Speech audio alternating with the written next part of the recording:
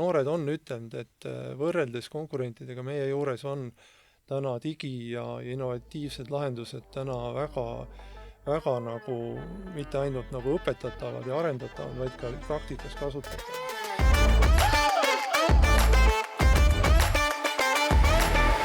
Tere tulemast kuulama Võti tuleviku 2024 podcasti. Minu nimi on Maris. Mina olen Henri. Ja enne kui me lähme tänase podcasti juurde, räägime natuke, mis on Võtme podcast. Nimelt Võti tuleviku podcastis räägime me põnevatest teemadest erinevate firmadega, kes on ennast karjääriüritusele registreerinud. Firmadega saate ise lähemalt tutvuda 5. märtsist kuni 15. märtsini. Aga ilma pikema jututa lähme meie tänaste saatekülaliste juurde Nordeconist. Palun tutvustage ennast ja rääkige, mis firma see Nordecon on. Tere tulemast! Mina olen Erki Suurorg, Nordecon aktsiaseltsi insenerehituse divisjoni juht ja Andres saab ennast ise tutvustada. Tere, mina olen Andres, töötan töödejuhatajana Nordeconis. Hetkel ehitan Kaitsepolitseiametit ja jah, et Nordecon on ettevõte, kellele meeldib ehitada igasuguseid asju. Mida põnevam, seda toredam. Et jah, kui täpsemalt, siis oleme keskendunud ehituse ja projekteerimise peatevõtule ja lühidalt öeldes lahendame iga mure, kellel on soov üks hoone või muu ehitis ehitada, et lahendame ära ja selleks on meil väga pädevad inimesed ja väga tublid noored. Aga milline on võib-olla teie hetkene kõige suurem projekt? Jah, et ma arvan, et läbi aegade on erinevaid väga suuri projekte olnud, aga ilmselt ikkagi kontserni suurim töö on üsna hiljuti sõlmitud leping loodusmaja ehituseks Noblessneri ja lennuangaaride meremuuseumi lähistel, nii et tuleb üks vägev hoone ja see peab valmis saama 2026 aasta jooksul, nii et väga äge väljakutse ja kus meil täna on juba tööd lahti läinud ja väga paljud noored nagu kaasatud, nii et näiteks selline projekt, kui küsite. No väga lahe, aga kui te räägitegi, et te ehitate kõike, siis ma ise uuriks, et kas teil on nagu ka mingeid elurajooni projekte, et kui teil ongi siin Kaitsepolitseiamet, mingisugune uhke hoone sinna Noblessneri ja sinna kanti, aga mingid elurajooni arendusi teete ka? Jah, elamuarendus Nordeconis väga palju ei ole, küll on tehtud erinevat elamuarendust teistele arendusettevõtetele aga jah, et põhiliselt oleme keskendunud ehitusteenuse ärile ja sealt kaudu siis ka peatevõtule, mis iganes ühiskondlikud hooned, rajatised või muud objektid eraklientidele. Nii et selles mõttes on jah rohkem võib-olla olnud läbi aegade neid projekte, mis nii väga ei ole seotud elamuarendustega olnud. Küll aga jah, elamuarenduse pool on meil ka olemas, et just oleme alustanud Pärnus Seilerkeskuse ehitust ja kes iganes leiab kindlasti Nordeconi kontaktid alt huviline on korterit sinna osta, nii et palun võtke ühendust. Aga kui teil on nagu nii palju arendusprojekte ja ehitusprojekte, et kui palju siis teil hetkel neid töötajaid kokku on firmas? Jah, Nordecon kontsernina on ikkagi üsna suur ja seal on kindlasti ka rohkem töötajaid, aga kui me praegu räägiks tänases podcastis võib rohkem emaettevõtte tegemusest, Nordecon aktsiaseltsi ja selle üksustest ja tegevustest, siis emaettevõttes täna on tööl circa 200 inimest, nii et ja selliseid õppivaid ehitusinseneriks õppivaid noori on meil suisa 20 täna, nii et sealhulgas TTÜ-s õppivaid noori 12, nii et meil on selles mõttes üsna palju tublisi insenere ja noori, nii et me väga oleme rahul selle pika tööga, mis on olnud tudengitega koostöös ja ülikoolidega ja seda kaudu ka näeme, et meie inseneride kasvulava ja oskused ja kogemused on konkurentidega võrreldes meil kindlasti paremas seisus, julgen öelda. Nii et noort jõudu ja väge on teil palju ja tuleb aina juurde. Just nii. Aga kui sedasi ongi, et siis milline näeb, sina oled ka meil TalTechi tudeng, käid siin koolis ja samal ajal töötad ka objektil. Milline näeb siis sinu igapäeva elu välja? Iga päev näebki nii, et hommikul nagu ikka lähed tööle, siis teed seal oma päevast tegevusi, et ongi mingid ülevaatused, vaatad kuskil, arvutad mingeid mahte, suhtled alltöövõtjatega pidevalt, lahendad nende igapäevaseid probleeme ja siis ka täidad dokumente, absoluutselt kõik, mis siuke ehitustööde juhi tööpõllule jääb. Ja siis vahepeal sealt teed mõne kontrolltöö ära, kui vaja on. Ja siis õhtul lähed koju, siis hakkad tagantjärgi õppima nii-öelda kõik õppeained, mis päeval olid. Et õnneks on meil ikkagi võimalus ju enamus aineid õppida läbi veebi. Et on loengud järel vaadatavad, on harjutustunnid ka järel tehtavad ja kunagi ei ole ka probleem selles, kui ongi mul vaja tööpäeval minna näiteks mõnda praktikumi tegema, siis see ei ole probleem ja ma saan seda teha. Sinu nagu selle töögraafikuga oleks nagu hästi paindlikud, et kui ongi vaja kuhugi minna, et siis ikkagi lastakse. No see on see, et ise tuleb nagu ikkagi sättida seda, et kuidas ma ise teen oma kokkulepped näiteks mingite alltöövõtjatega, et kui ma kellegagi teen koosoleku, siis ma vaatan enne selle ära, et mul ei oleks samal ajal vaja olla kuskil teises kohas, näiteks kooliga seoses, et ikkagi ise tuleb seda hästi jälgida, et keegi aga alati antakse nagu võimalus koolis käia, mis on väga hea. Ma lisaks siia võib-olla selle veel, et suur tänu, et lasite meil koos siia tulla, et Andreas, kes TTÜ-s täna õpib ja varsti kohe lõpetab, on tegelikult suurepärane näide meie noortest, et kes üsna tõesti juba esimestel kursustel on tundnud huvi, et tulla praktikale ja siis ka, kui võimaldab kooli kõrvalt ka tööl käia juba tööle ja kui nüüd nimetada ja meenutada seda hetke, kui Andreas meile tuli, siis me parasjagu ehitasime Välisluureametit, nii et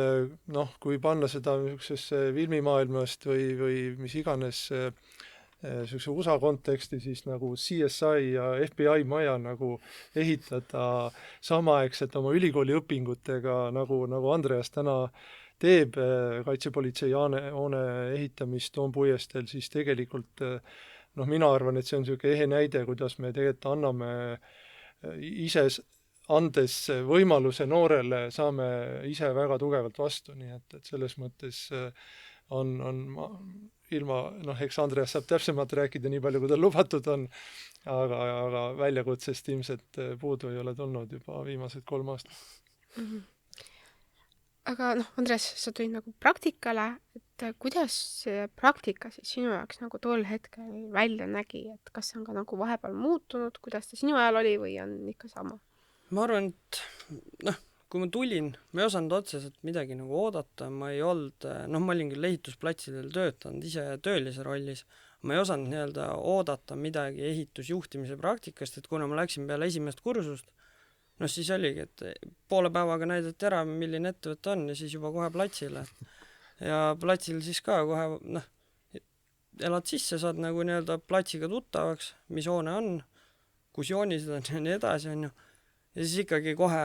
hakkad vaatama, et hakatakse ka nii-öelda tol hetkel siis objekti juhtiva meeskonna poolt hakatakse andma ülesandeid sulle, et näiteks võtad mingi vastutusala endale, hakkad seda majandama. Ja kõike, nii palju teed ise, kui oskad ja kui ei oska küsida, et alati kõik aitavad, et ehitamine on ikkagi nagu meeskonnatöö ja et ses suhtes ega praktikandile keegi nagu otseselt ütle, sa oled praktikant, et nüüd tule seisa mul kõrval ja vaata, kuidas ma midagi teen, et sellist asja ei ole, minul ei ole olnud ja ka järgnevatel praktikantidel, kes on minu ajal tulnud, ka nendega pole kunagi nii käitutud, mis on nagu väga hea. Ja niimoodi minu arvates saabki hästi palju kogemust kohe algusest peale juba. Et ikkagi, kui ise teha, siis on, mina arvangi, et praktika läheb kõige paremini asja ette siis, kui saadki kõik ise teha. Et kõrvalt vaatamine ei nii palju. Nii palju kohe ütleks ära, et meil on esmatähtis, kui noored ja ülikooli õppurid tulevad meile, sisenevad juba meile praktikale ja otsapidi tahavad ka osalise koormusega tööle jääda, et siis meie noh, number üks soov ja mida me jälgime väga täpselt, on see, et ikkagi õpingud liiguks edasi. Ideaalis need peaks olema nominaalajaga lõpetavad ja nii on ka enamustega juhtunud, et mõnel võib-olla on mingil põhjusel mingid asjad takerdunud, aga kindlasti me tunneme mured selle pärast ja alati ütleme, et kool on number üks, et tuleb ikkagi, ei tohi mahajäämus tekkida ja alles siis leida see optimaalne töökoormus, nii et Andrease puhul on ka nii läinud, et praegu ilusti nominaalõppes ja võib-olla natuke asjadega isegi ees. Aga ma siinkohal võib-olla küsiks, et kui sa praktikale läksid, kuidas sa tundsid, et kas sinu koolis saadud teadmised olid nagu täielikult see, mis seal platsi peal ka toimus või platsi peal elu oli hoopis, et oi, vaata, seda ma ei osanudki ette oodata? Peale esimest kursust nagu siis ei oska veel nii palju ka kooli poolt midagi oodata, et kuna esimene kursus on hästi siuke sissejuhatav, et siis ei ole veel nii palju õppinud mingeid asju, aga kuna ma olen nagu töötanud ehitusel samal ajal kui ma õpin, siis minu jaoks on seda, et ma oskan koolis õpitud panna konteksti. Et kui mulle juba koolis midagi õpetatakse, ma saan aru, et okei, et ma olen platsil seda nii mingis olekus näinud. Ma nagu oskan neid kahte asja omavahel siduda ja see annab minu arvates väga palju juurde. Et tihtipeale mõned õppeained võib-olla on nii, et vahel näed küll, näed fotot või midagi tahvli pealt, aga see ei anna nagu päris hästi pilti ette, kuidas päris elus see kõik välja näeb. Nii et kas sa võib-olla oled ka tundnud seda, et võrreldes teiste kursusekaaslastega, et sult võib-olla platsi pealt on tulnud mingid kogemused ja teadmised on aidanud paremini omandada ülikoolis tarkusi või asju üldse äkki? On äkki sellist kogemust? Ma arvan kindlasti, et ülikoolis on kindlasti palju kaasa aidanud. Et just täpselt see ongi, mis ma enne ütlesin, et kuna ma oskan konteksti panna, siis asjad jäävad nagu lihtsamini meelde ja saab paremini selgeks. Et kuna mul ka kursusekaaslased paljud ikkagi töötavad ja ka suhteliselt varajasest ajast peale, et siis nagu samamoodi, et kui nüüd sellist ajaloolist koostöövaadet vaadata ülikoolidega ja ka tudengitega, siis kui Nordeconi täitus just 35 tegevusaastat, siis meenutada seda, mis perioodil hakkasime noortega detailsemat ja võib-olla põhjalikumat koostööd teha, siis meenub 2000. algus, kus tegelikult teadlikult just alustasime noorematega tööd, et väga paljud ikkagi juba olid viimastel kursustel kuhugi juba kellegiga ennast sidunud ja täna näitab ka, et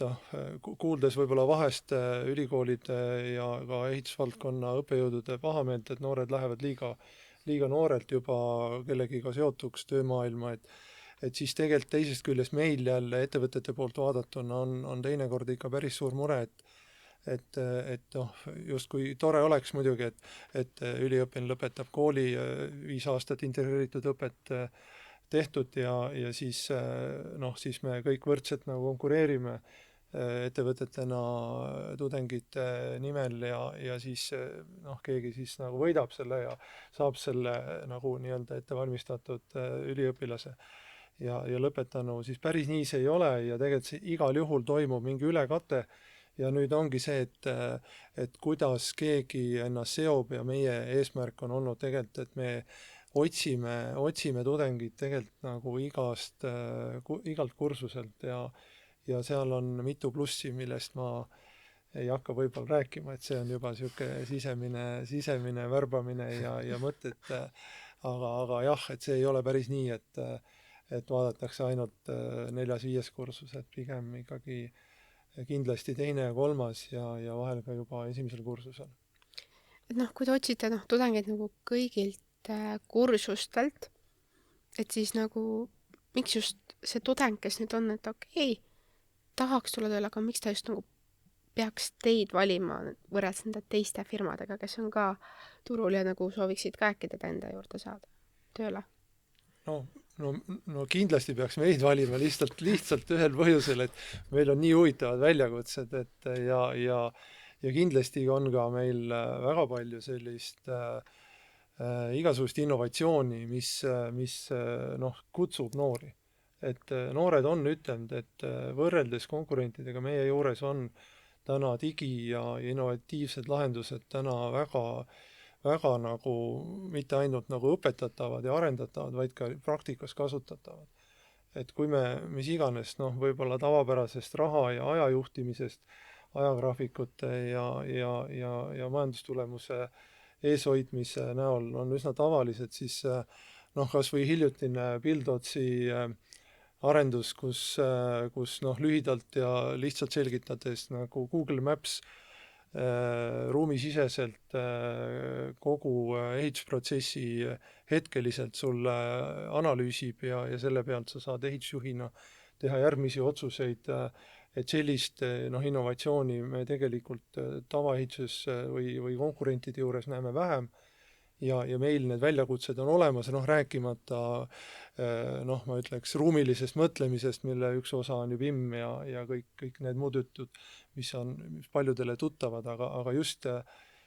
kõik selline, ka see Buildots tegelikult on ju ruumiline mõtlemine ja analüüs ja ikkagi ilmselgelt ehituse homne päev või isegi ülehomne päev juba, millega me peame olema kursis ja noored võtavad sellest hästi kinni ja läbi selle ka kogu ettevõte areneb. Aga kui teil ongi, et pidevalt tuleb noori peale ülikoolist, et praktikatega, ma saan aru, et teil iga-aastaselt on mingisugune hulk, kes tuleb aina, siis kas te ka vanematele siis annate võimalust või mingid kursused, neid uuemaid programme järjest, et ka vanematel oleks see teadlikkus kogu aeg olemas ja oskused? Jaa, et kindlasti, mida peab ütlema, et ega ka ehituses ja ilmselt igas valdkonnas, mitte inseneerias, ka teistes ametites on ju igapäevast rutiini ka üsna palju. Ja nii on ka ehituses, et ehitus on reguleeritud tegevusala, peavad olema pädevad isikud, tegevus on ohtlik ja nii edasi, et see ongi inseneri töö, et kõike seda kaardistada ja siis ta koostöös läbi isegi noorte ja vanade vahel käibki, et ega see ehitusplatsi juhtimine tööjuhil, objektijuhil, projektijuhil, mis on põhiametid ehitusplatsil, ega see kuhugi ära ei kao. Aga süstematiseerides, kaasates uut tark ja riistvara, et see arendab inseneri ja ka need järeldused ja igapäevatöö efektiivistub ja kokkuvõttes võidavad kõik. Aga kui me enne rääkisime, et Andres, sina kui tudengina, sa käid tööl, sa õpid samal ajal, et mis on nagu sinu edu saladus, et sa saad mõlemaga hakkama ja et sa oled hetkel veel, nagu ma aru sain enne, et nominaalajaga lõpetamas? Ütleks, et aja planeerimine peab hea olema. Et tuleb välja mõelda, millal see õppimisaeg on endal ja sellest kinni pidada. Et kui ongi on paigas, et millal käid tööl ja millal trennis ja millal õpid, et kui sellest kinni pead, siis tekib see aeg ja siis jõuab kõike teha. Et ma arvan, nii ongi, et ja teine asi on ikkagi ka see, et töö ju tegelikult laseb käia ka, et kui mul on vaja käia praktikumides, nagu enne ütlesin, siis alati ma saan seda teha. Ja ka eksamisessioonide ajal siis on võimalusi võtta alati õppepuhkus. Et kui ongi õppemaht on hästi suur, mis on mingi väikse ajaga vaja omandada, siis võtad õppepuhkus ja saad ikka kõik tehtud. Et kui eriala huvitab ja töö ka meeldib, et siis ei näe põhjust, miks mitte. Võib-olla nii palju jälle lisaks, et eks tagasiside räägib ka enda eest, et Nordecon on üks rohkem või enam hinnatud tehnikatudengite atraktiivsemaid tööandjaid on Nordecon, nii et siin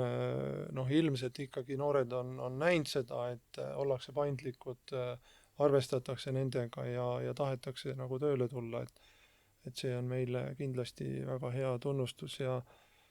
ja noh, ma arvan, need, kes juba on ju, need saavad seda edasi rääkida, et mis on need plussid-miinused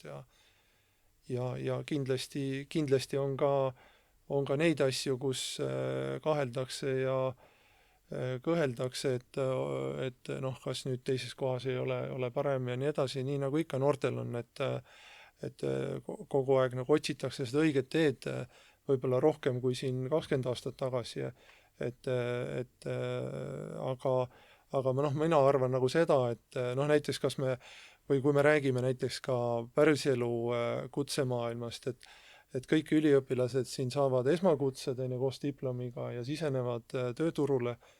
noh, toome siis näite, et TTÜ-s integreeritud 5-aastane õpe, saad nagu sisened 7. tasemel nagu tööturule, selleks peab vähemalt 2 aastat töötama, et saada päris kutse, nii-öelda tööturukutse, millega siis seadust tulenevalt muutud pädevaks inimeseks ja isikuks ja saad nagu allkirjastada ka ehitusdokumente, mida seadus nõuab, et siis on ju ilmselge see, et on oluline, mida sa ülikooli järgselt kohe teed. Noh, oma nagu keerukuses ja ehitusmahtudes, et tänase pädevusmaailma kohaselt, noh, toome ühe näite, et 45 meetrit kõrget hoonet pead vähemalt ehitama, et jätkuvalt saada 7. tasemel endale kutse, nii-öelda päris kutse. Et noh, 4-5 meetri kõrguseid hooneid üleüldse nii Tallinnas kui ka Eestis on üsna vähe või vähemalt 10 000 ruutmeetrit suurune hoone, et tegelikult neid hooneid ei ole väga palju ja noh, meie juures on võimalus see 7. taseme kutse, tööturukutse saada natuke kindlamalt võib-olla kui väiksemates ehitusettevõtetes, nii et siin on ka mingid sellised analüüsikohad, mida noored juba teevad ja valivad ja seda noh, põhjenduseks toovad, miks nad just meile on tulnud ja miks nad just tahavad nendele keerukatele objektidele minna, kus on ka suurem meeskond ja noh, võib-olla üks või noh, niisugune nurk veel, et ka suurema meeskonna juures reeglina on noortel isiklikud mentorid, kes siis noh, küsimuste korral või mis iganes teemal aitavad, et keegi ei tunne ennast üksikuna jäetuna. Aga rääkides meeskonnast, siis kindlasti noortel on ka kutsuv see, et milline see õhkkond, keskkond, teised töökaaslased on, et kuidas teil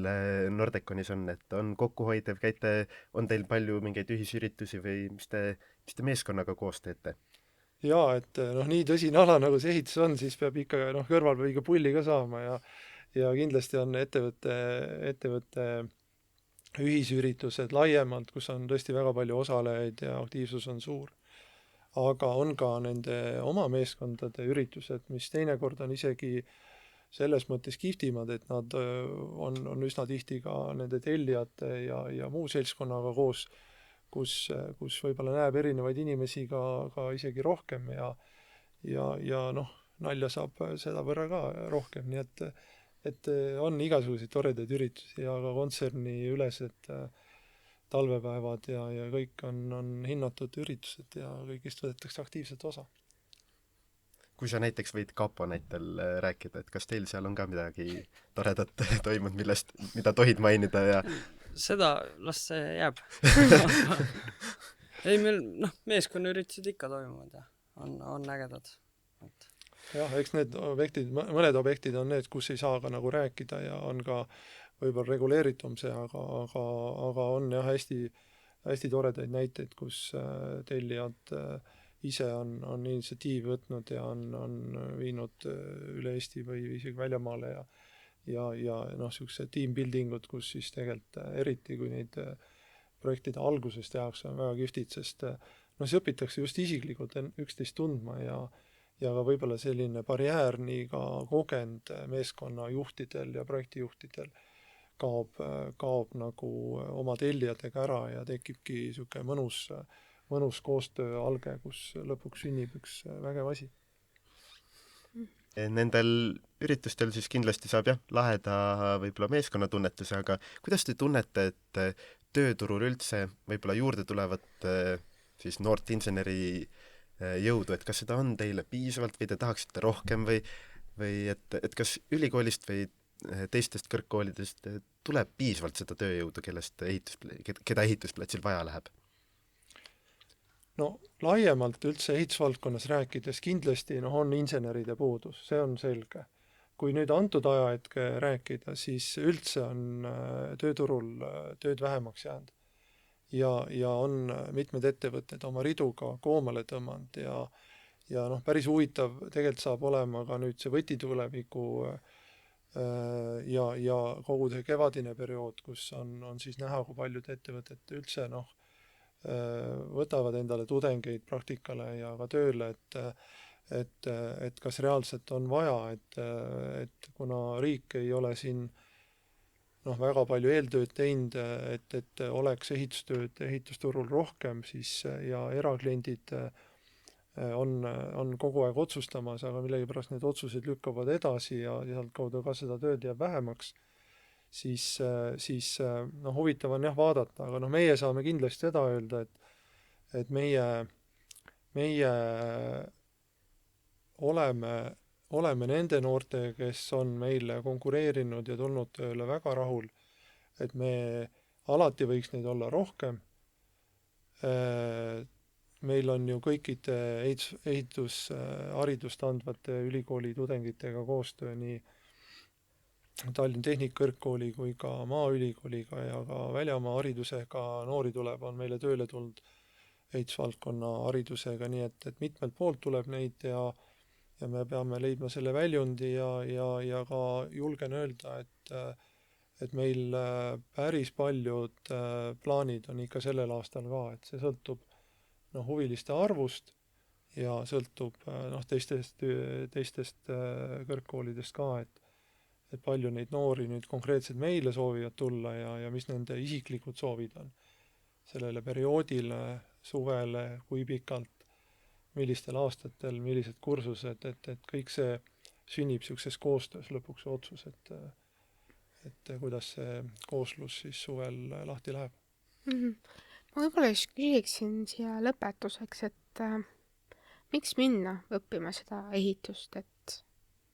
just ka näiteks, kui on gümnasistid, kes praegu kuulavad, et miks nad peaksid minema just ehitusinseneriks õppima? Mis on see kirg, mida sealt leiab? See on põnev, et kes soovib ikkagi seiklust ja kes soovib näha oma tööd füüsiliselt valmis ehitatuna, see tulgu ehitusinseneeriat õppima ja kindlasti meile ka tööle. Aga ma ei tea, toome mingi näite, et need on maamärgid tegelikult, mida ehitatakse. See on hästi oluline ja mina ka TTÜ vilistlasena oma lastele räägin, kes on just ülikoole lõpetamas ja et kui nad läksid reaalaineid õppima, siis et hästi oluline on see, et mida sa teha tahad, et ei olnud kindlasti sundi, et kõik peaksid ehitusinseneeriat õppima minema, aga tegelikult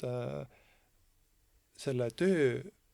resultaat on mingi käega katsutav asi ja sa saad ka enda lastele tulevikus rääkida,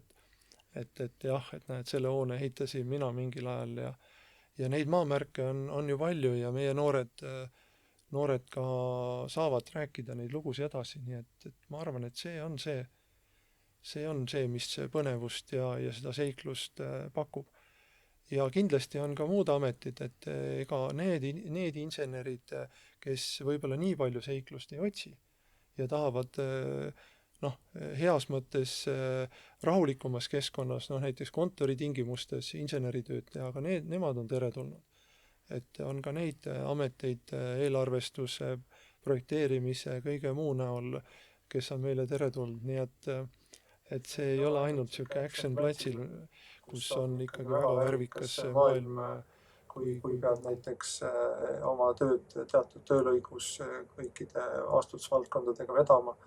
et see on põnev, aga just ma usun, et see käega katsutav resultaat, et lõpuks saab mingi asi valmis